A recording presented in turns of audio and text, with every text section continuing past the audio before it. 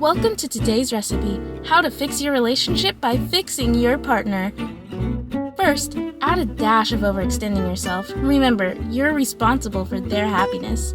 Next, sprinkle in some constant advice giving, even when it's not asked for. Don't forget to stir in a generous helping of ignoring your own needs. After all, their problems come first, right? And finally, bake it all at 350 degrees of frustration until you're completely burnt out.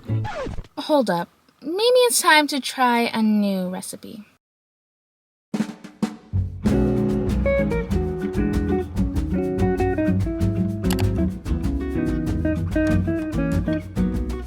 Welcome back. My name's Tiara, and on this channel we glow up internally and have fun doing it. And this video is for anyone who's ever thought, if I just do more, they'll change. I can fix them.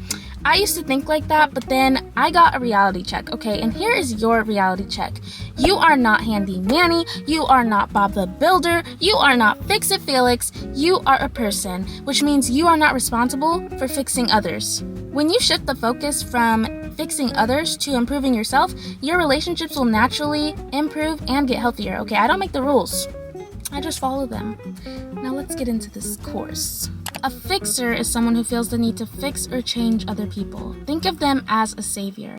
I did this to myself. I do this to myself. Why do I do this to myself? I don't know. I think maybe if you're good at putting out fires, you just run from fire to fire and don't really think about it. They want to help others become a better version of themselves, overcome their issues, and improve. But deep down, a fixer needs to feel needed because they have a fear of abandonment. Fixers believe that if they can change the other person, their relationship will improve and be secure. They completely self-sacrifice, neglecting their own needs just to focus entirely on this other person's issues, just so that they can feel validated and avoid being abandoned. Anxiously attached people? I'm looking at you. Hey, I got my eye on you. This relationship is unhealthy because there's an imbalance. The fixer is always trying to change the other person, which is usually just going to lead to frustration, codependency, and resentment when the changes don't even end up happening. Plus, they're just putting in so much effort when it isn't even reciprocated back to them. Meanwhile, the person being fixed usually ends up feeling pressured, controlled, or inadequate when they can't live up to the fixer's vision of who they should be. Let me give you an example. I'm going to set the stage for you a little bit, okay? Once upon a time, there was a girl who had an anxious attachment style, and she started dating a guy with an avoidant attachment style. She was a girl, he was a boy. Can I make it any more obvious? When the girl learned about attachment theory, she tried encouraging the guy to learn about it with her because she feared that if she couldn't fix him, their relationship would crumble. But he wasn't interested in learning about it. He didn't see an issue with his behavior, and he didn't want to read articles, he didn't want to read self-help books, and he didn't like talking about it. So when she wanted the relationship to progress, he pulled away, causing her anxiety to skyrocket. She became paralyzed in fix mode, and the relationship eventually fell apart. And just to be clear, the girl was me. Okay, I admit it.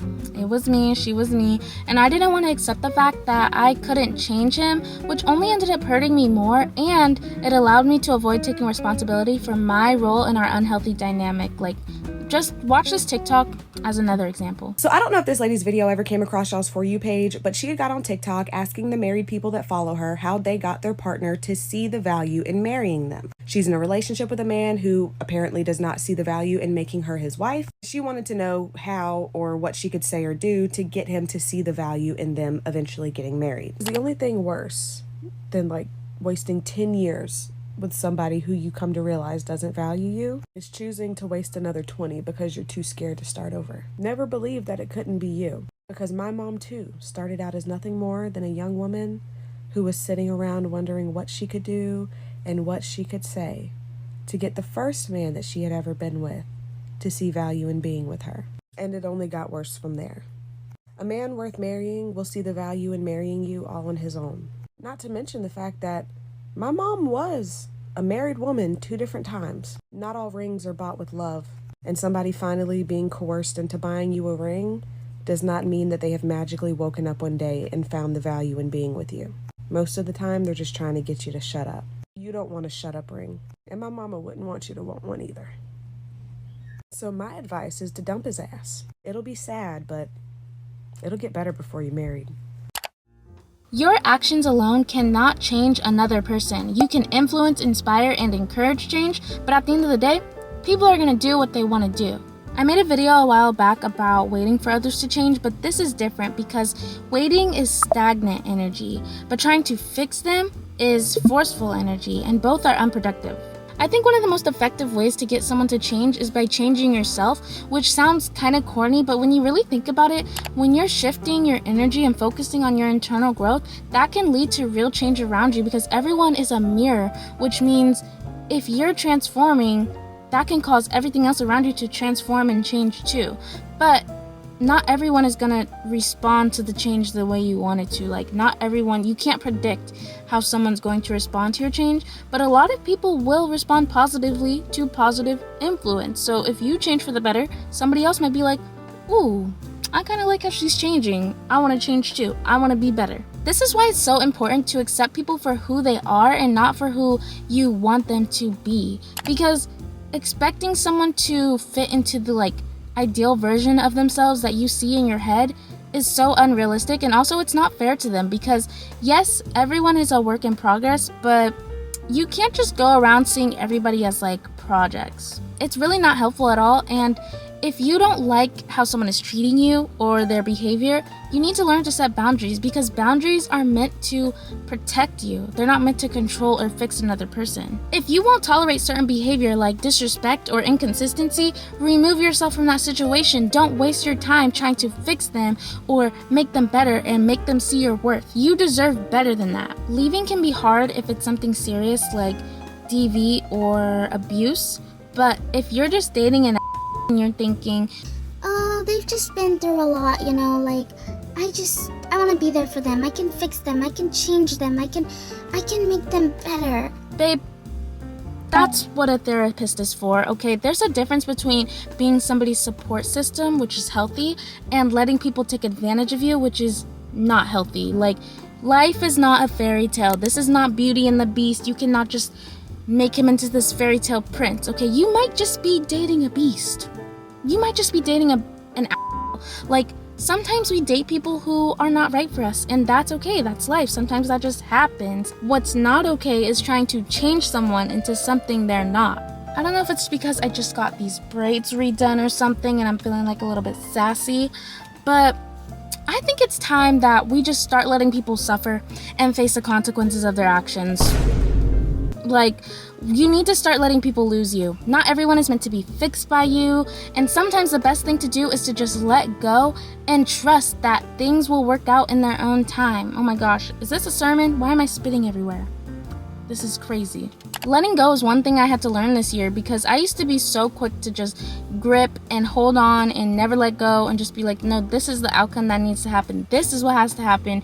If it doesn't happen, then nothing's gonna be right. And I used to have a really hard time just trusting and letting go. Holding on and trying to fix someone isn't serving you. It's only going to exhaust you. You cannot keep holding this person's hand and getting in the way of their lessons. Maybe losing you is supposed to be their lesson. Maybe losing you is what's going to catapult them towards growth. Sometimes separation is necessary for both people to evolve and find a better path if they reconnect later. Like Finding Nemo, baby. You got to let that shit go. He says it's time to let go. Everything's gonna be all right. How do you know something bad isn't gonna happen? I don't. Now, if there's one thing that I know about a fixer, it's that they always find a way to avoid accountability and point the finger at somebody else. I used to be like, he's so avoidant. That's why it didn't work out. He's just so avoidant. Completely ignoring the fact that I had my own shit to work on. I had shit that I needed to heal from and work through on my own. But it was easier to focus on his issues instead of self-reflecting and focusing on my own. During the relationship, I never even stopped to ask myself, am I happy?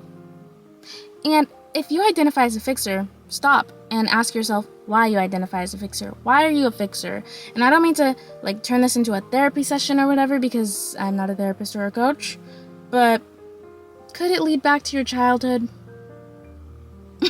maybe one of your parents left, or your needs went unmet, or you always saw your parents fighting growing up. So now you date these people with similar familiar patterns because you think now that you're older, you can control the narrative this time and change it and get the outcome that you want. But that isn't how you heal your inner child. Healing starts by no longer settling for the bare minimum and working on giving yourself the love you've been yearning for.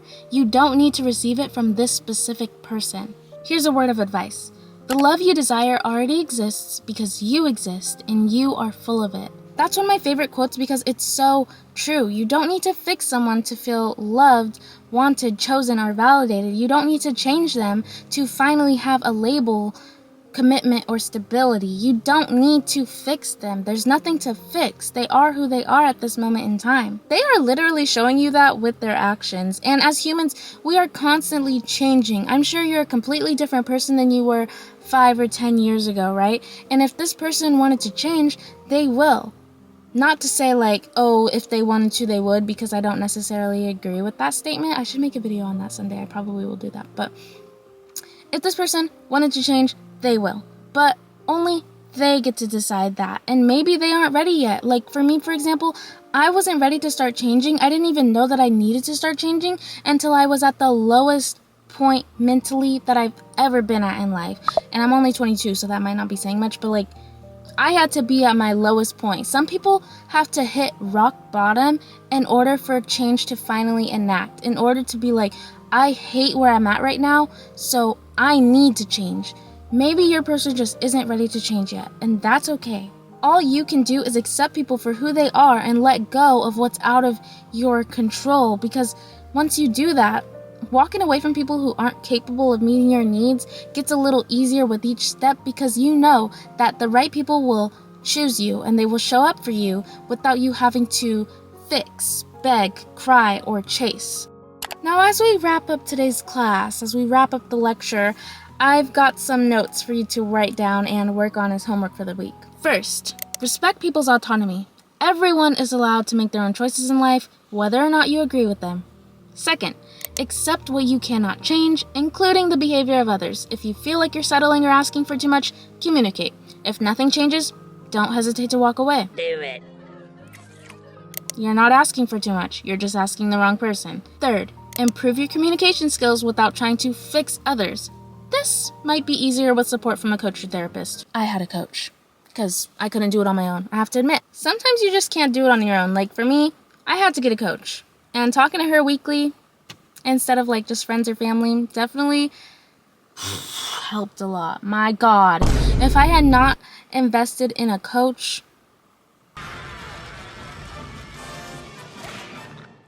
Now, if you made it this far, here's a crown. Take it, take it, take it. Thank you. Because I can tell you take your growth very seriously. And this is the perfect community for you. And I'm very happy to have you in this coven.